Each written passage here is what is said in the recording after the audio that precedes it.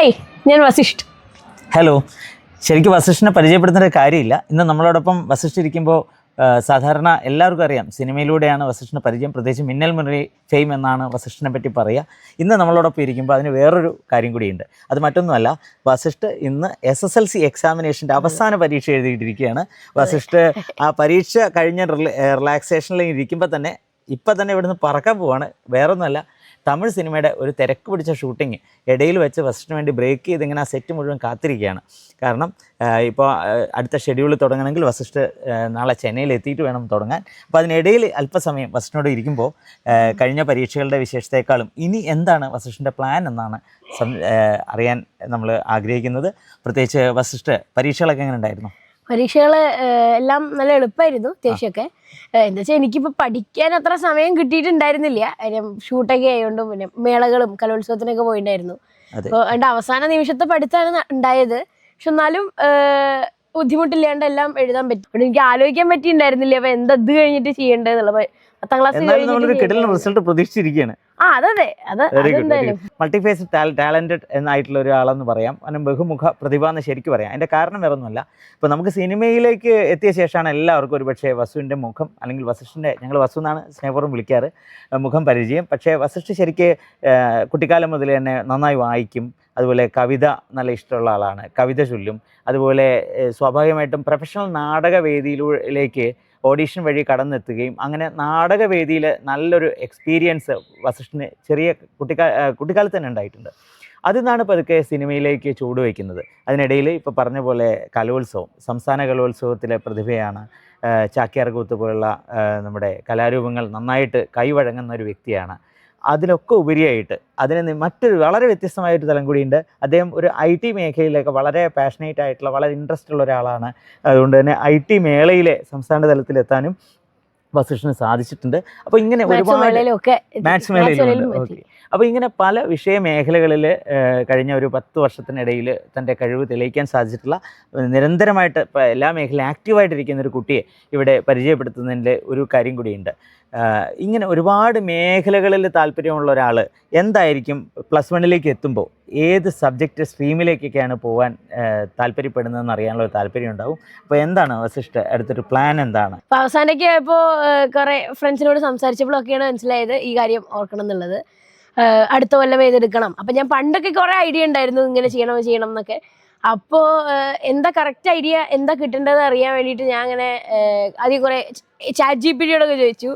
പിന്നെ ഇപ്പോൾ സാനുമാമോടൊക്കെ ഞാൻ ചോദിച്ചിട്ടുണ്ട് ഇവിടെ വന്നിട്ട്. അപ്പോൾ അങ്ങനെ ചോദിച്ചപ്പോഴൊന്നും എനിക്ക് അത്ര ഐഡിയ കിട്ടിയിട്ടുണ്ടായില്ല. അപ്പോഴാണ് ഞാൻ നോക്കിയത് ഈ ആപ്റ്റിറ്റ്യൂഡ് ടെസ്റ്റുകളൊക്കെ. അപ്പോൾ അതും ChatGPT പറഞ്ഞതാ. ഞാൻ ഓൺലൈനിൽ നോക്കി. അതൊന്നും അങ്ങനെ അങ്ങോട്ട് എന്താ പറയുക, ഒന്നെങ്കിൽ നല്ല പെയ്ഡാണ്, അല്ലാച്ചാൽ അത് അത്ര റിസൾട്ടൊന്നും അങ്ങനെ ഉണ്ടായിരുന്നില്ല. അപ്പോഴാണ് മറ്റേ എന്താ പറയുക, ഞാൻ പണ്ട് ചെറുതാവുമ്പോൾ ഈ ക്യൂബിൻ്റെ തന്നെ ഒരു ക്യാമ്പിന് പോയിട്ടുണ്ടായിരുന്നു.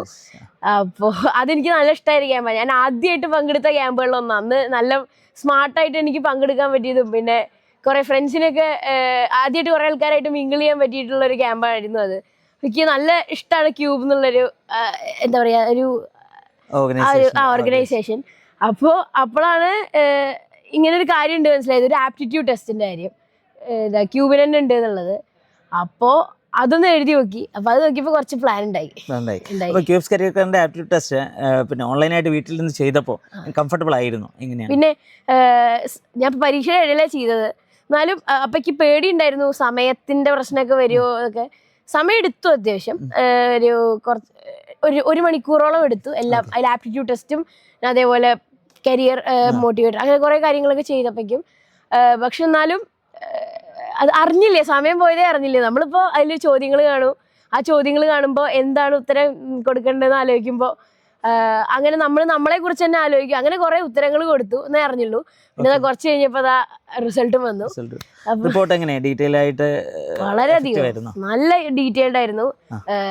എല്ലാ ആസ്പെക്റ്റും അതിൽ പറഞ്ഞു. ഓരോ കുറേ ഭാഗങ്ങളായിട്ടാണ് ഇത് നടന്നത്, ആപ്റ്റിറ്റ്യൂഡ് ഈ ടെസ്റ്റ് നടന്നത്. അപ്പോൾ അതിലുണ്ടായിരുന്ന ഓരോ ഭാഗങ്ങൾ എന്ന് പറയുമ്പോൾ അതിൽ കിടന്ന ആദ്യത്തെ പേഴ്സണാലിറ്റി ടെസ്റ്റ്, അതിനെല്ലാത്തിനും എങ്ങനെയാണ് ഞാൻ എങ്ങനെയാണ് പെർഫോം ചെയ്തത്, അതെന്താണ് പ്രൂവ് ചെയ്യണം എന്നെ കുറിച്ചുള്ളത് എന്നൊക്കെ ഉള്ള എൻ്റെ എല്ലാത്തിൻ്റെ ഡീറ്റെയിൽഡ് റിപ്പോർട്ട് ഉണ്ടായിരുന്നു.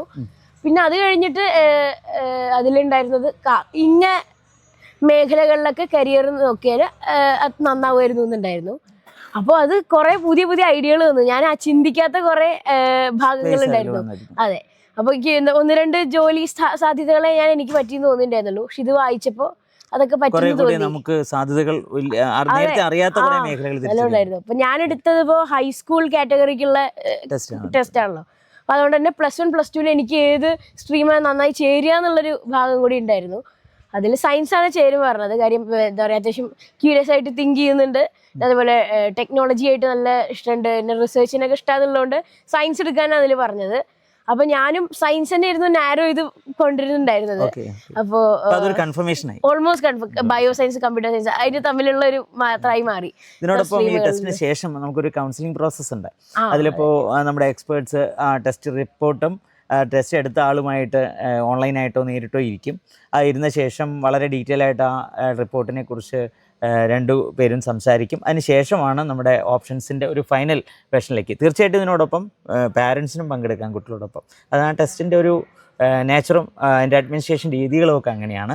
എന്തായാലും വസിഷ്ഠിന് ഇങ്ങനെ ഒരു ടെസ്റ്റ് കൂട്ടുകാർക്കും മറ്റ് ഇതേപോലെ 10th ഒക്കെ കഴിഞ്ഞവർക്കും 11th കഴിഞ്ഞവർക്കും ഇങ്ങനൊരു ടെസ്റ്റിനെ കുറിച്ചും കൗൺസിലിങ്ങിനെ കുറിച്ചും ഒക്കെ എന്താണ് വസുവിൻ്റെ ഒരു റെക്കമെൻഡേഷൻ? എന്താണ് അതിനെക്കുറിച്ച്? എന്താ വെച്ചാൽ എൻ്റെ ഒപ്പമുള്ള എല്ലാവരും ആലോചിച്ചുകൊണ്ടിരിക്കുക എന്താ ചെയ്യേണ്ടത് എന്നുള്ളത്. കാര്യം അവരിതിനെക്കുറിച്ച് ചിന്തിച്ചിട്ടില്ല. പരീക്ഷ എങ്ങനെയെങ്കിലുമൊക്കെ ഒന്ന് കഴിഞ്ഞ് കിട്ടണമെന്നേ ഉണ്ടായിരുന്നുള്ളൂ. അതുമാതിരി എല്ലാവർക്കും നല്ല കുറേ ആകുലതകൾ ഉണ്ടായിരുന്നു എന്താ ചെയ്യേണ്ടതെന്നുള്ളത്. പിന്നെ ഇപ്പോൾ നമ്മളൊരു യൂട്യൂബിലൊരു ഓൺലൈൻ ക്ലാസ് നോക്കുകയാണെങ്കിലും അതിൻ്റെ കമൻറ്റ് സെക്ഷനിൽ വരെ എല്ലാവരും പറയണത് എന്താ ചെയ്യേണ്ട അറിയില്ല, എനിക്ക് ഇന്നതാണ് ഇഷ്ടം, അങ്ങനെ കുറേ കണ്ടു ഞാൻ. അപ്പോൾ എല്ലാവർക്കും ഈ ടെസ്റ്റ് നന്നായിട്ട് അത് യൂസ്ഫുൾ ആവും എന്ന് ഉറപ്പാണ്. കാര്യം അത്രയും ഡീറ്റെയിൽ ആയിട്ടുള്ള റിപ്പോർട്ട് കിട്ടണോണ്ട് തന്നെ ഈ കാര്യങ്ങൾ നമ്മൾ അറിയാത്ത കാര്യങ്ങളൊക്കെ നമുക്ക് മനസ്സിലാവും. അപ്പോൾ ഈ ടെസ്റ്റ് എന്നുള്ളത് എന്നെ സംബന്ധിച്ച് എനിക്കുള്ള ഓപ്ഷൻസിൽ ഏതാ നല്ലതെന്ന് പറഞ്ഞു തരില്ല. എല്ലാ ഓപ്ഷൻസും പറഞ്ഞിട്ട് അതിൽ ഒന്നും കൂടി ഞാൻ ഏതിലാണ് സ്യൂട്ടബിൾ ആവുന്നത്. അപ്പോൾ അത് എല്ലാവർക്കും വളരെ സഹായകമാവും എന്നുള്ള കാര്യത്തിൽ ഒരു സംശയമില്ല. എന്തായാലും വളരെ സന്തോഷം. കാരണം വസിഷ്ഠിന് ഒട്ടേറെ മേഖല ഒരുപോലെ താല്പര്യമുള്ള വ്യക്തിയാണ്. അതിൽ നിന്ന് ഏറ്റവും മികച്ച ഓപ്ഷൻ ഏതാണെന്ന് തിരഞ്ഞെടുക്കാൻ വസിഷ്ഠിന് സാധിച്ചിട്ടുണ്ട് എന്നുള്ളതാണ് മനസ്സിലാവുന്നത്. തീർച്ചയായിട്ടും ഈ ഒരു അവസരം അല്ലെങ്കിൽ ഇത്തരം ഒരു സാധ്യത കരിയറിൻ്റെ കാര്യത്തിൽ സെലക്ഷൻ ആഗ്രഹിക്കുന്ന ആളുകൾ അല്ലെങ്കിൽ ഹയർ എഡ്യൂക്കേഷൻ്റെ കാര്യത്തിൽ തീരുമാനമെടുക്കാൻ സംശയമുള്ളവർ, ഒന്നിലേറെ മേഖല ഒരേപോലെ താല്പര്യമുള്ളവർക്ക്, അതുപോലെ ഇനിയും ഒരു തീരുമാനവും ആയിട്ടില്ല എന്ന് ഉള്ളവർക്കും ഒക്കെ ഒരുപോലെ തന്നെ ഉപയോഗിക്കാവുന്നൊരു കാര്യമാണ്. ഒരു കൃത്യമായ കരിയർ അസസ്മെൻ്റ് എടുക്കുക, അതിനുശേഷം കരിയർ മേഖലയിലെ എക്സ്പേർട്സിനോട് സംസാരിക്കുക. ഇനി അതിലും ഉപരിയായിട്ട് ഏതെങ്കിലും പ്രത്യേക സ്പെസിഫിക്കായ മേഖലകളിൽ താല്പര്യമുണ്ടെങ്കിൽ കൂടുതൽ അറിയണമെന്നുണ്ടെങ്കിൽ ആ മേഖലയിലെ എക്സ്പേർട്സിനോട് പ്രത്യേകമായിട്ട് അവരുടെ ഒരു കൺസൾട്ടേഷൻ ബുക്ക് ചെയ്തുകൊണ്ട് തന്നെ എടുക്കാവുന്ന സൗകര്യം ക്യൂബ്സ് കരിയർ കെയറിൻ്റെ ആപ്റ്റിറ്റ്യൂഡ് ടെസ്റ്റിലുണ്ട്. ഇതിൻ്റെ കൂടുതൽ വിശദമായിട്ടുള്ള വിവരങ്ങൾ അറിയാൻ ഇതിൻ്റെ ഡിസ്ക്രിപ്ഷനിൽ നോക്കുക. ക്യൂബ്സിൻ്റെ വെബ്സൈറ്റും ആപ്റ്റിറ്റ്യൂഡ് ടെസ്റ്റിൻ്റെ ലിങ്കും ഒക്കെ അവൈലബിൾ ആണ്. അതിൻ്റെ കോൺടാക്ട് ചെയ്യേണ്ട ഫോൺ നമ്പറും അതിൽ അവൈലബിൾ ആണ്. എന്തായാലും വസിഷ്ഠ്, ഓൾ ദ ബെസ്റ്റ്. പുതിയ സിനിമകൾക്കും തുടർന്നുള്ള എല്ലാ മേഖലയിലും പഠനത്തിലും സിനിമയിലും ഒക്കെ ഉള്ള കരിയർ സക്സസിനുള്ള എല്ലാ ആശംസകളും തരികയാണ് കേട്ടോ. Okay, thank you.